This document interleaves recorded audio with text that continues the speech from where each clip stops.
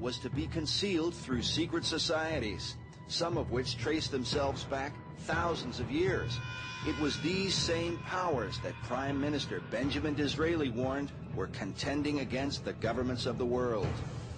This plan that goes back hundreds, if not thousands of years, tends to be kept in the bowels of these blood oath secret societies. And by that I mean the Shriners, the Freemasons, the Oddfellows, the Illuminati, the Order of the Palladian. There are literally dozens of names down throughout the centuries that this goes by. But it has to be in one of these groups where you have to swear to kill a fellow member of the society if they reveal the secrets, or you yourself be killed by a member of the society if you reveal the secrets. That's what blood oaths are.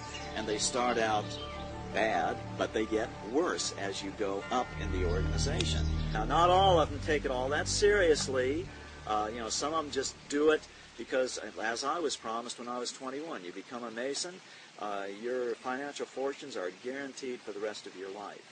And, I bolted. I said, no, I'm not, I don't think Christ would approve of this. Weishaupt saw in the ancient orders of Freemasonry an opportunity to commission foot soldiers for his cause of world domination.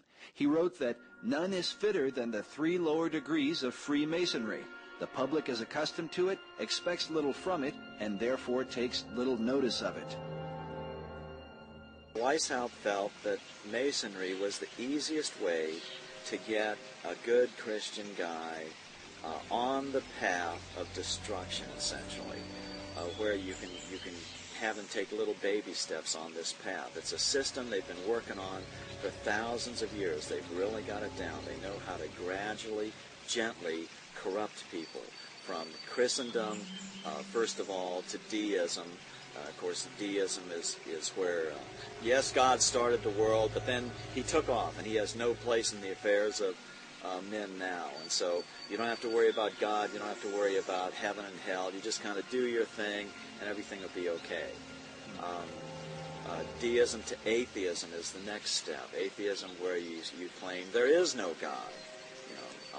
And then, of course, the next step is out-and-out Satanism. And interestingly enough, Satanists know there's God, know there's a heaven and hell, and they just choose hell, and they choose to drag as many people into hell as they can. Yes, Masons were instrumental in the founding of this country. A large percentage of the founding fathers were Masons, but that doesn't mean that a large percentage of the founding fathers were evil men.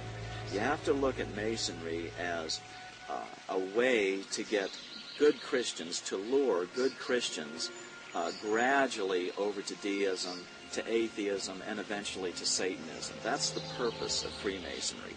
It's to lure good people into these evil roads. Why? Because if you have an evil secret society where you're trying to create the Antichrist here on earth, not many people are going to come and join up. So you have to convince them that they're doing something good for the world, gradually get them in, and little by little try to corrupt them. Weishaupt gained the allegiance of low-level Masons by telling them that the Illuminati held the true sense of Christianity. "Behold our secret," he said. "If in order to destroy all Christianity, all religion, we have pretended to have the sole true religion, remember that the end justifies the means." Because of this, some have argued that Weishaupt corrupted Freemasonry. He didn't have to corrupt Masonry. Masonry is a corruption skateboard ready-made for his purposes. There's no difference with what Weishaupt did. He just put a name to it and he got caught. That's the only difference. That whole system, this what do you want to call it? A sleigh ride into hell, descent into hell, has always been in existence. It's just Masonry formalized it, categorized it, worked on it, perfected it, and then Weishaupt came along and said, well, now how do we just make them go a little faster? That's all he did. The religion of Masonry, while often cloaked with Christian titles, is actually based upon the ancient mystery religion of Babylon and Egypt. These same mysteries governed the worship of Medo-Persia, Greece, and Rome. The mysteries are often symbolized by the all-seeing eye, sometimes called the eye of God. But the God of Masonry is not the same as the God of the Bible.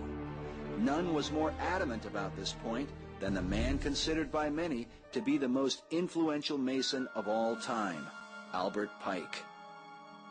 Albert Pike was a Confederate Civil War general who was the head of American Freemasonry in the post-Civil War period. He was probably he's certainly the most important American Mason. His book, Morals and Dogma, is required reading for every Freemason.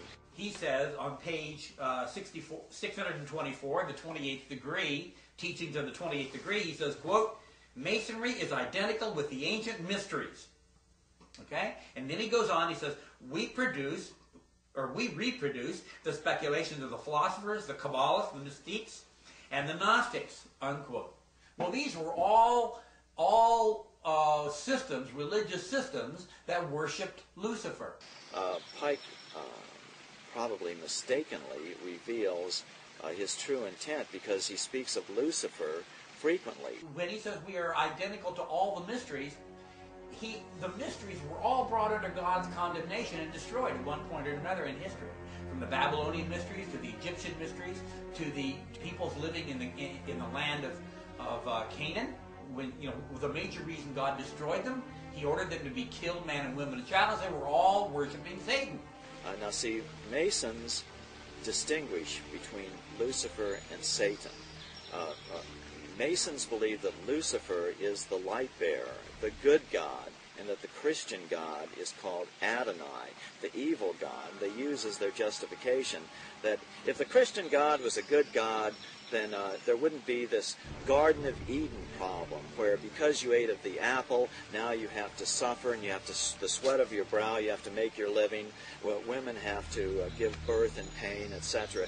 No good father would do that to his children. So the Christian God is the evil God, where Lucifer is the good God because he'll give you everything you want. He'll fulfill your every desire.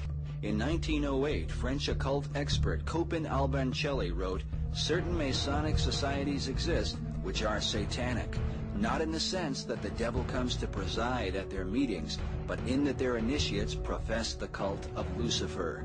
They adore him as the true God, and they are animated by an implacable hatred against the Christian God, whom they declare to be an impostor.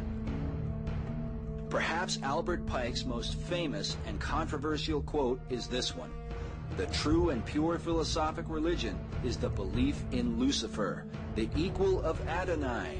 But Lucifer, God of light, is struggling for humanity against Adonai, the God of darkness and evil. Because of this, occult author Edith Starr Miller wrote, Luciferian occultism controls Freemasonry. It is important to remember that the lower ranks of Masonry are largely unaware of the deception of their leaders. Master Mason Manly P. Hall, who said that when the Mason learns the mystery of his craft, the seething energies of Lucifer are in his hands, also made it clear that Freemasonry is a fraternity within a fraternity, an outer organization concealing an inner brotherhood of the elect. Meanwhile, Albert Pike wrote in his famous Morals and Dogma that symbols are displayed to the initiate, but he is intentionally misled by false interpretations. It is not intended that he shall understand them, but it is intended that he shall imagine that he shall understand them. Jesus said, I spoke openly to the world, and in secret have I said nothing. Nevertheless, secret societies by their very nature openly reject the example of Christ. As Albancelli wrote, it is professed in these societies that all that the Christian God commands is disagreeable to Lucifer. In consequence, one must do all that the Christian God forbids, and one must shun like fire all that he commands. Even to gain entrance into these societies, a man must violate the commandment of God. For the Lord has said, make no oath at all, either by heaven or by the earth, nor shall you make an oath by your head. But let your statement be, yes, yes, or no, no. Anything more than these comes from the evil one. As we shall see, this rejection of God and his Son Jesus Christ has been the driving force behind the world revolution and the growing tide of tribulation that has afflicted mankind for more